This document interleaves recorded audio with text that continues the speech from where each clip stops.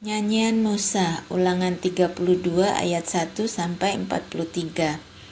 Pasanglah telingamu, hai langit, aku mau berbicara, dan baliklah bumi, mendengarkan ucapan mulutku.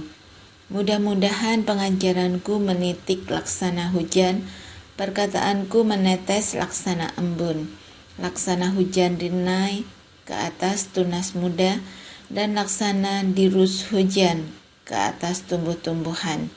Sebab nama Tuhan akan kuserukan, berilah hormat kepada Allah kita, gunung batu yang pekerjaannya sempurna, karena segala jalannya adil. Allah yang setia dengan tiada kecurangan, adil dan benar Dia. Berlaku busuk terhadap Dia mereka yang bukan lagi anak-anaknya, yang merupakan noda, suatu angkatan yang bengkok dan belat-belit. Demikianlah engkau mengadakan pembalasan terhadap Tuhan, hai bangsa yang bebal dan tidak bijaksana. Bukankah Ia Bapamu yang mencipta engkau dan menjadikan dan menegakkan engkau? Ingatlah kepada zaman dahulu kala, perhatikanlah tahun-tahun keturunan yang lalu. Tanyakanlah kepada ayahmu, maka ia memberitahukannya kepadamu. Kepada para tua-tuamu, maka mereka mengatakannya kepadamu. Ketika Sang Maha Tinggi membagi-bagikan milik pusaka kepada bangsa-bangsa, ketika Ia memisah-misah anak-anak manusia, maka Ia menetapkan wilayah bangsa-bangsa menurut bilangan anak-anak Israel. Tetapi bagian Tuhan ialah umat-Nya. Yakub ialah milik yang ditetapkan baginya. Didapatinya dia di suatu negeri, di padang gurun, di tengah-tengah ketandusan dan auman padang belantara. Dikelilinginya dia dan diawasinya, dijaganya sebagai biji matanya. Laksana Raja Wali menggoyang bangkitkan isi sarangnya, melayang-layang di atas anak-anaknya, mengembangkan sayapnya, menampung seekor dan mendukungnya di atas kepaknya. Demikianlah Tuhan sendiri menuntun dia, dan tidak ada Allah asing menyertai dia. Dibuatnya dia berkendaraan mengatasi bukit-bukit di bumi dan memakan hasil dari ladang. Dibuatnya dia menghisap madu dari bukit batu dan minyak dari gunung batu yang keras, dadih dari lembu sapi dan susu kambing domba, dengan lemak anak-anak domba dan domba-domba jantan dari Basan dan kambing-kambing jantan, dengan gandum yang terbaik, juga darah buah anggur yang berbuih engkau minum. Lalu menjadi gemuklah Yeshurun dan menendang ke belakang. Bertambah gemuk engkau gendut dan tambun, dan ia meninggalkan Allah yang telah menjadikan dia. Ia memandang rendah gunung batu keselamatannya. Mereka membangkitkan cemburunya dengan Allah asing. Mereka menimbulkan sakit hatinya dengan dewa kekejian.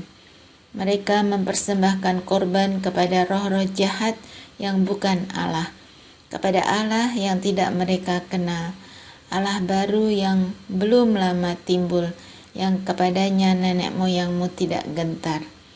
Gunung batu yang memperanakkan engkau telah kau lalaikan, dan telah kau lupakan Allah yang melahirkan engkau.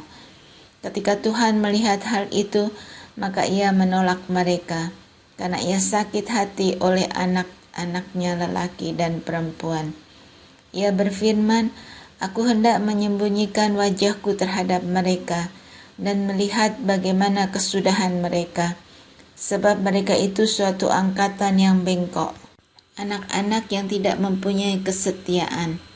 Mereka membangkitkan cemburuku dengan yang bukan Allah. Mereka menimbulkan sakit hatiku dengan berhala mereka. Sebab itu aku akan membangkitkan cemburu mereka dengan yang bukan umat, dan akan menyakiti hati mereka dengan bangsa yang bebal. Sebab api telah dinyalakan oleh murkaku, dan bernyala-nyala sampai ke bagian dunia orang mati yang paling bawah.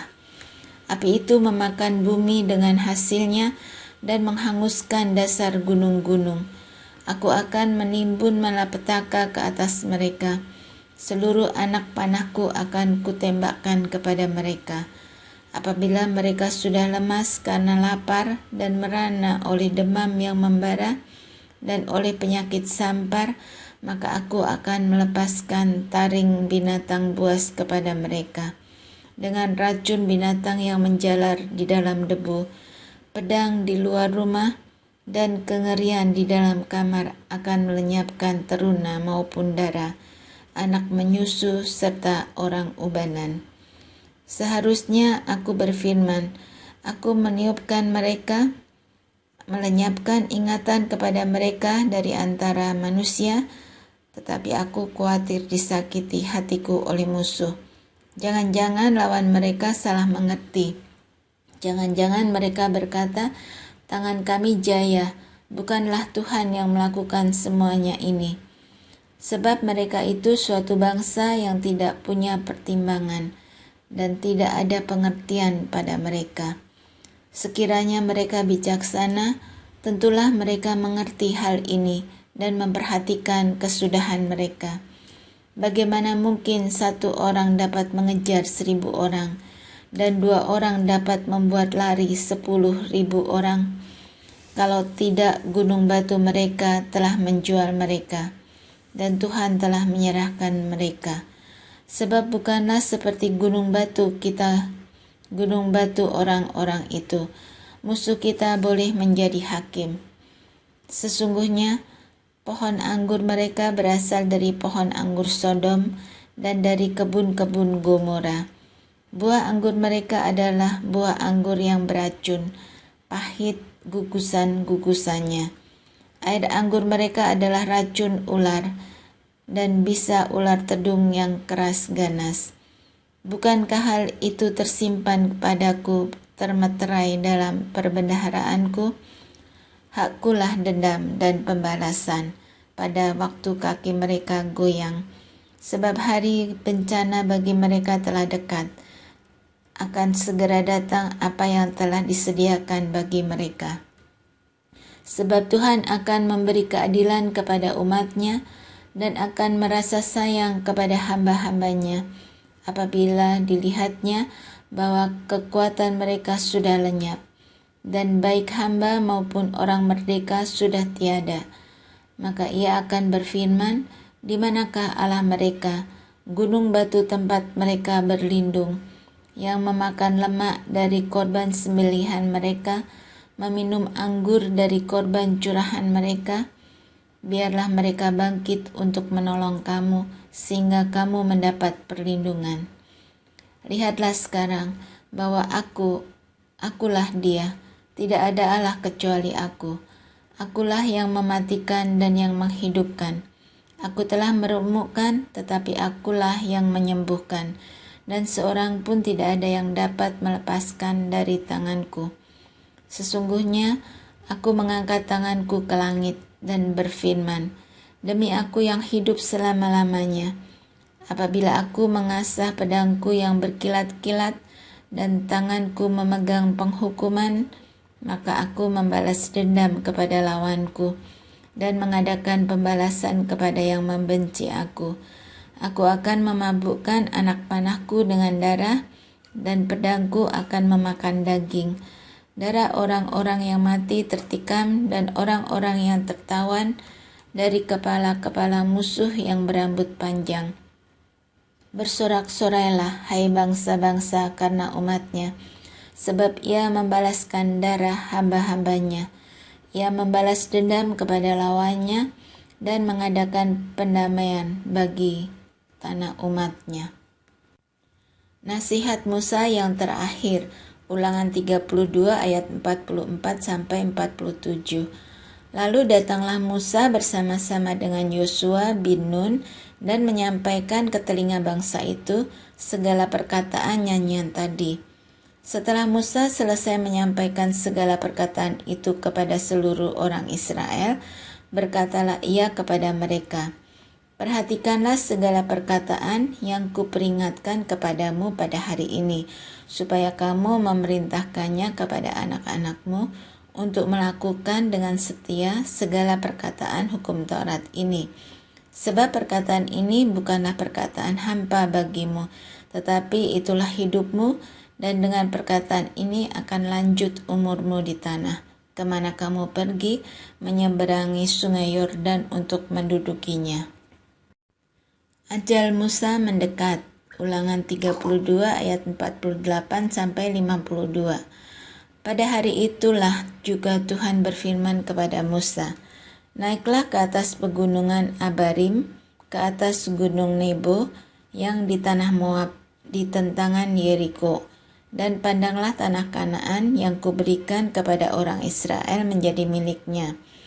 Kemudian engkau akan mati di atas gunung yang akan kau naiki itu, supaya engkau dikumpulkan kepada kaum leluhurmu, sama seperti Harun kakakmu sudah meninggal di gunung Hor dan dikumpulkan kepada kaum leluhurnya.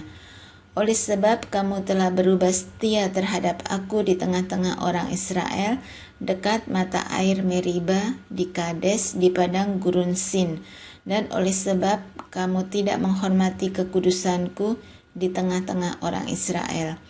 Engkau boleh melihat negeri itu terbentang di depanmu, tetapi tidak boleh masuk ke sana, ke negeri yang kuberikan kepada orang Israel."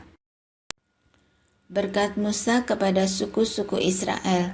Ulangan 33 ayat 1 sampai 29. Inilah berkat yang diberikan Musa, abdi Allah itu, kepada orang Israel sebelum ia mati. Berkatalah ia, "Tuhan datang dari Sinai dan terbit kepada mereka dari Seir. Ia tampak bersinar dari pegunungan Paran dan datang dari tengah-tengah puluhan ribu orang yang kudus. Di sebelah kanannya tampak kepada mereka api yang menyala. Sungguh, ia mengasihi umatnya. Semua orangnya yang kudus, di dalam tanganmu lah mereka. Pada kakimu lah mereka duduk, menangkap sesuatu dari firman-Mu." Musa telah memerintahkan hukum Taurat kepada kita, suatu milik bagi jemaah Yakub. Ia menjadi raja di Yeshurun ketika kepala-kepala bangsa datang berkumpul, yakni segala suku Israel bersama-sama. Biarlah Ruben hidup dan jangan mati, tetapi biarlah orang-orangnya sedikit jumlahnya. Dan inilah tentang Yehuda, katanya, "Dengarlah ya Tuhan suara Yehuda, dan bawalah dia kepada bangsanya. Berjuanglah baginya dengan tanganmu, dan jadilah engkau penolongnya melawan musuhnya." Tentang Lewi ia berkata, "Biarlah Tumim dan Urimmu menjadi kepunyaan orang yang kau kasihi, yang telah kau coba di Mara, dengan siapa engkau berbantah dekat mata air Meriba, yang berkata tentang ayahnya dan tentang ibunya, aku tidak mengindahkan mereka. Ia yang tidak mau kenal saudara-saudaranya dan acuh tak acuh terhadap anak-anaknya. Sebab orang-orang Lewi itu berpegang pada firman-Mu dan menjaga perjanjian-Mu. Mereka mengajarkan peraturan-peraturan-Mu kepada Yakub, hukum-Mu kepada Israel. Mereka menaruh ukupan wangi-wangian di depan-Mu dan korban yang terbakar seluruhnya di atas mezbah-Mu. Berkatilah ya Tuhan kekuatannya dan berkenanlah kepada pekerjaannya. Remukkanlah pinggang orang yang melawan dia dan yang membenci dia, sehingga mereka tidak dapat bangkit." Tentang Benyamin ia berkata, "Kekasih Tuhan yang diam padanya dengan tentram. Tuhan melindungi dia setiap waktu dan diam di antara lereng-lereng gunungnya."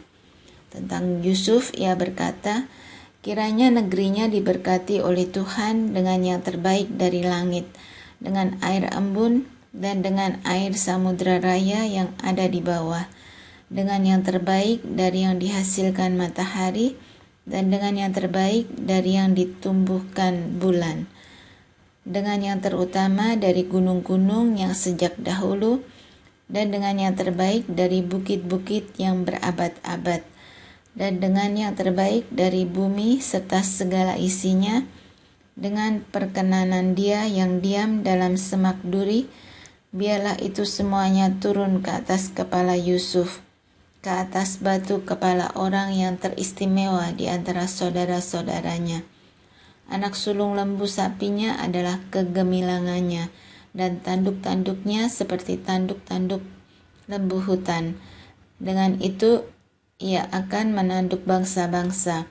Seluruh bumi dari ujung ke ujung, itulah orang Efraim yang puluhan ribu, dan itulah orang Manasye yang ribuan. Tentang Sebulon ia berkata, bersukacitalah hai Sebulon atas perjalanan-perjalananmu, dan engkau pun hai Isakar atas kemah-kemahmu.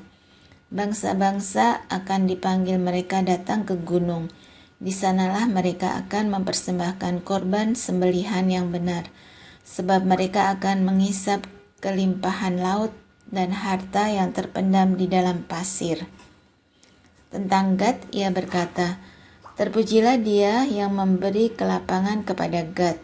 Seperti singa betina ia diam dan menerkam lengan, bahkan batu kepala.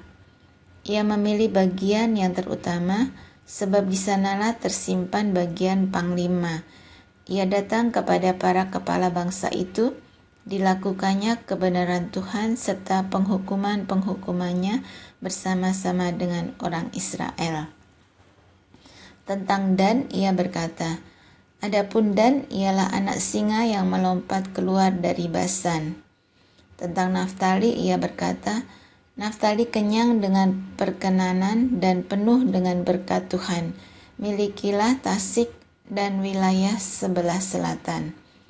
Tentang Asyer ia berkata, diberkatilah Asyer di antara anak-anak lelaki, biarlah ia disukai oleh saudara-saudaranya, dan biarlah ia mencelupkan kakinya ke dalam minyak.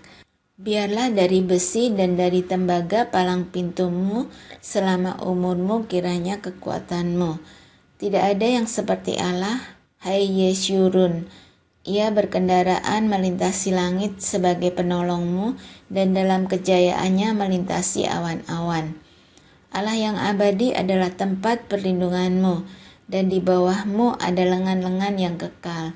Ia mengusir musuh dari depanmu dan berfirman, punahkanlah. Maka Israel diam dengan tentram dan sumber Yakub diam tidak terganggu di dalam suatu negeri yang ada gandum dan anggur. Bahkan langit pun menitikkan embun. Berbahagialah engkau hai Israel. Siapakah yang sama dengan engkau, suatu bangsa yang diselamatkan oleh Tuhan, perisai penolongmu dan pedang kejayaanmu. Sebab itu musuhmu akan tunduk menjilat kepadamu, dan engkau akan berjejak di bukit-bukit mereka. Kematian Musa, Ulangan 34 ayat 1-12. Kemudian naiklah Musa dari dataran Moab ke atas gunung Nebo, yakni ke atas puncak Pisga yang di tentangan Yeriko. Lalu Tuhan memperlihatkan kepadanya seluruh negeri itu, daerah Gilead sampai ke kota Dan, seluruh Naftali, tanah Efraim dan Manasye, seluruh tanah Yehuda sampai laut sebelah barat, tanah Negeb dan lembah Yordan, lembah Yeriko, kota pohon kurma itu sampai Soar. Dan berfirmanlah Tuhan kepadanya, inilah negeri yang kujanjikan dengan sumpah kepada Abraham, Ishak dan Yakub. Demikian, kepada keturunanmu lah akan kuberikan negeri itu. Aku mengizinkan engkau melihatnya dengan matamu sendiri, tetapi engkau tidak akan menyeberang ke sana. Lalu matilah Musa hamba Tuhan itu di sana di tanah Moab sesuai dengan firman Tuhan. Dan dikuburkannya lah dia di suatu lembah di tanah Moab, di tentangan Bet Peor, dan tidak ada orang yang tahu kuburnya sampai hari ini. Musa berumur 120 tahun ketika ia mati. Matanya belum kabur dan kekuatannya belum hilang. Orang Israel menangisi Musa di dataran Moab 30 hari lamanya. Maka berakhirlah hari-hari tangis perkabungan karena Musa itu. Dan Yosua bin Nun penuh dengan roh kebijaksanaan, sebab Musa telah meletakkan tangannya ke atasnya.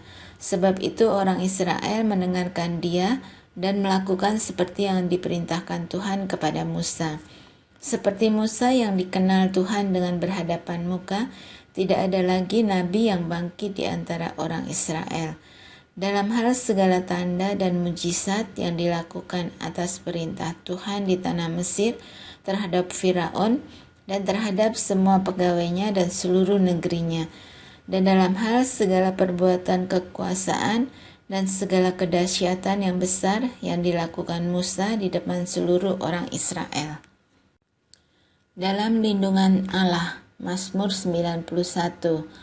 Orang yang duduk dalam lindungan yang maha tinggi dan bermalam dalam naungan yang maha kuasa akan berkata kepada Tuhan, tempat perlindunganku dan kubu pertahananku, Allahku yang kupercayai. Sungguh, dialah yang akan melepaskan engkau dari jerat penangkap burung, dari penyakit sampar yang busuk. Dengan kepaknya ia akan menudungi engkau. Di bawah sayapnya engkau akan berlindung. Kesetiaannya ialah perisai dan pagar tembok. Engkau tak usah takut terhadap kedahsyatan malam, terhadap panah yang terbang di waktu siang, terhadap penyakit sampar yang berjalan di dalam gelap, terhadap penyakit menular yang mengamuk di waktu petang. Walau 1.000 orang rebah di sisimu dan 10.000 di sebelah kananmu, tetapi itu tidak akan menimpamu. Engkau hanya menontonnya dengan matamu sendiri dan melihat pembalasan terhadap orang-orang fasik. Sebab Tuhan ialah tempat perlindunganmu, yang maha tinggi telah kau buat tempat perteduhanmu. Malapetaka tidak akan menimpa kamu, dan tulah tidak akan mendekat kepada kemahmu. Sebab malaikat-malaikatnya akan diperintahkannya kepadamu untuk menjaga engkau di segala jalanmu. Mereka akan menatang engkau di atas tangannya, supaya kakimu jangan terantuk kepada batu. Singa dan ular tedung akan kau langkahi, engkau akan menginjak anak singa dan ular naga. Sungguh, hatinya melekat kepadaku, maka aku akan meluputkannya. Aku akan membentenginya sebab ia mengenal namaku. Bila ia berseru kepadaku, aku akan menjawab, aku akan menyertai dia dalam kesesakan, aku akan meluputkannya dan memuliakannya. Dengan panjang umur akan kukenyangkan dia, dan akan kuperlihatkan kepadanya keselamatan daripadaku.